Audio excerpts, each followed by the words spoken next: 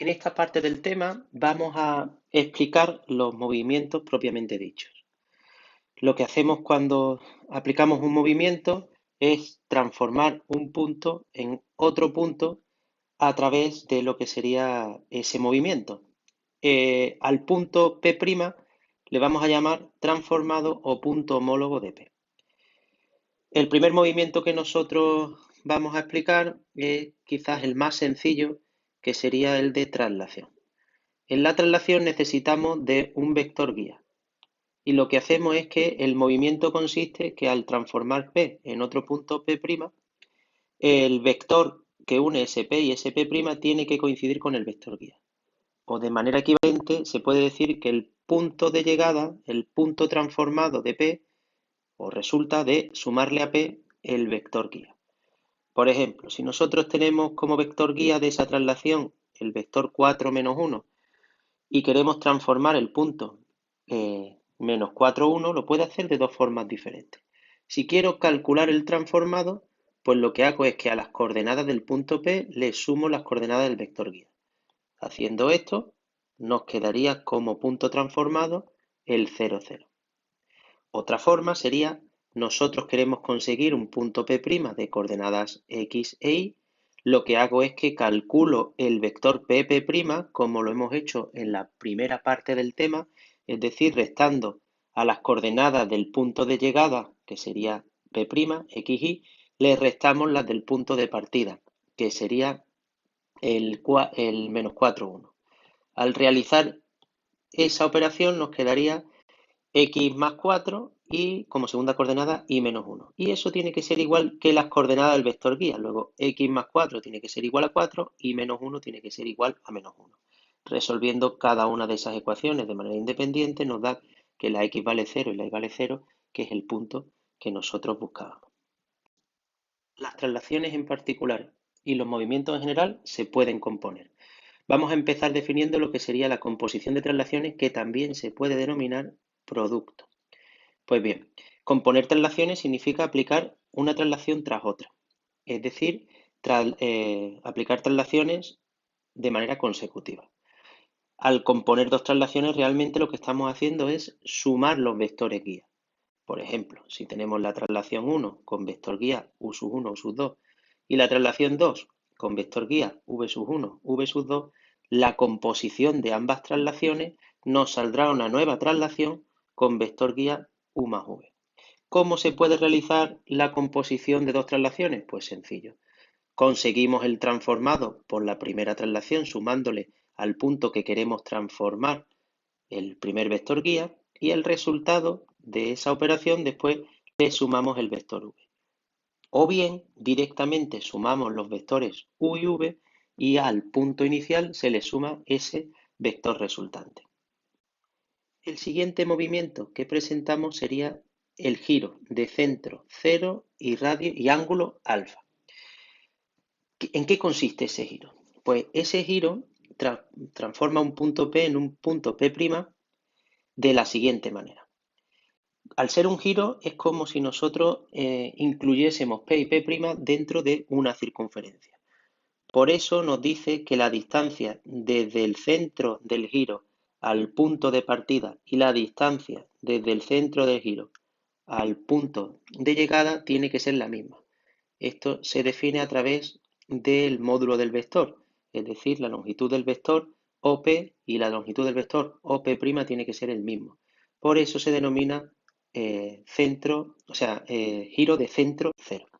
Y después el ángulo alfa significa que el ángulo que formen P, O y P' tiene que ser exactamente ese alfa. Nosotros lo de los giros es complicado que podamos realizarlo con los conocimientos que tenemos en tercero de la ESO, porque necesitaríamos también conocimientos de lo que serían trigonometría y matrices. Entonces, nuestros giros, los que yo puedo proponer o los que os propongo en la hoja de actividades, son giros bastante sencillos. Y el centro siempre va a ser el punto más sencillo que podemos tomar como centro de un giro, que sería el 0, 0. Si tomamos como centro el 0, 0 y establecemos un giro, dependiendo del ángulo de giro, pues nos iremos encontrando con cada una de las rectas. Si nos fijamos, 45 grados se forma con el semieje X positivo y la bisectriz del primer cuadrante, que sería igual a X. A partir de ahí, pues se presentan 45, 90, 135, 180, 225, 270, 315 y por último el giro completo de 360. Hay que tener en cuenta que la bisectriz de los cuadrantes segundo y cuarto es igual a menos X. Lo mejor para explicar el giro es a través de un ejemplo. Bien, nosotros, o yo en la teoría, os presento una serie de ejemplos, siempre teniendo en cuenta que son giros de centro 0, 0. Y después los ángulos los que hemos presentado, 45, 90, 135, 180 y así sucesivamente. ¿Por qué? Porque es lo más sencillo, porque todavía no sabemos trabajar con razones trigonométricas. Pues bien, en el ejemplo yo quiero ir transformando el punto 4, 0. La doble condición del giro es que la distancia desde el centro hasta el punto y desde el centro hasta el punto transformado tiene que ser la misma y el ángulo que forma el punto con el centro con el punto transformado de 45 grados. Entonces, el punto que nos presenta es el 4, 0, que se ubica justo aquí. Significa que esta distancia tiene que ser la misma que la que nosotros vamos a transformar, que al fin y al cabo se ubica sobre esta bisectriz. Es decir, que nosotros garantizamos que esto es como una especie de sección de circunferencia, un arco de circunferencia. Y el ángulo intermedio tiene que ser de 45 grados. Por eso he incluido yo aquí el mismo dibujo de antes, el referente a 45 grados. Entonces necesitamos una doble imposición analítica. La primera imposición es que la distancia tiene que ser la misma del centro al punto que del centro al transformado. Como conocemos el centro y conocemos el punto, pues podemos conocer entonces la distancia del centro al transformado. Y eso se calcula a través del módulo del vector que une a OP. OP coincide con las coordenadas de P porque el centro es el 0, 0, que es el origen de coordenadas. Calculamos el vector, que hemos dicho que tiene las mismas coordenadas que el punto en el que termina, y realizamos el módulo, es decir, la longitud de ese vector, que nos da 4, y tiene su sentido. Del 0, 0 al 4, 0 solo hay un movimiento horizontal de 4 unidades, luego la distancia tiene que ser 4. Pues bien, la distancia de O, el centro, al transformado, que va a ser, o que yo he nombrado como P1 por ser el primer ejemplo, tiene que ser la misma. Como el ángulo sobre el que nosotros estamos trabajando es de 45 grados, ese punto P sub 1 tiene que ubicarse sobre la bisectriz que hemos dicho del primer y tercer cuadrante. Esa bisectriz tiene como ecuaciones y igual a X. Si tiene como ecuación y igual a X, significa que la coordenada Y es igual que la X. Tiene la misma coordenada para la X y para la Y. Por eso se presenta el vector OP1 como XX.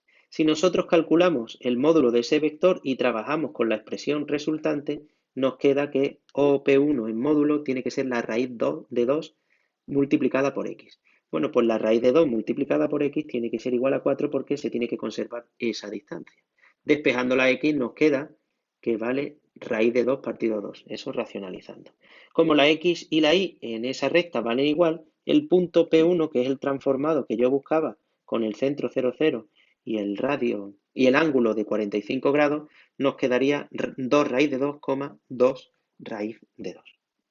Para el resto de ángulos sería análogo, hay que ir viendo dónde se va ubicando, si bien sobre los ejes cartesianos o bien sobre las bisectrices. El siguiente movimiento sería la simetría axial. Es una simetría en la que necesitamos un eje de simetría.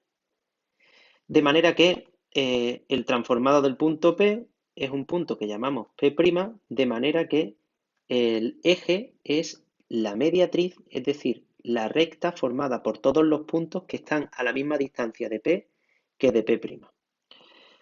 Nosotros vamos a simplificar y solo vamos a trabajar con simetrías axiales que sean los ejes de coordenadas, porque si no se complica muchísimo.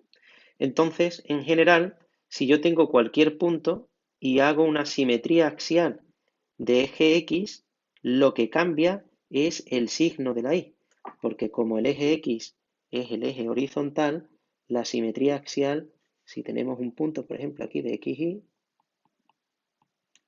lo vamos a transformar aquí y tiene que ser simétrico con respecto a este eje, que sería eje x.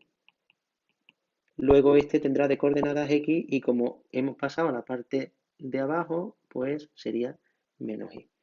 Cuando nosotros apliquemos una simetría axial de eje y, pues el que cambiará de signo será la x. Tan sencillo como eso. Es decir, que el transformado, por ejemplo, por el eje x en el punto 1, 1, pues sería el 1 menos 1. Y el transformado del 1, 1 con respecto a una simetría axial de eje y, pues nada, sería el menos 1, 1. Simplemente hay que cambiar esas coordenadas. Después también vamos a presentar lo que sería una simetría central, que es algo similar. Lo que ocurre es que ahora el centro es un único punto. De ahí, simetría central.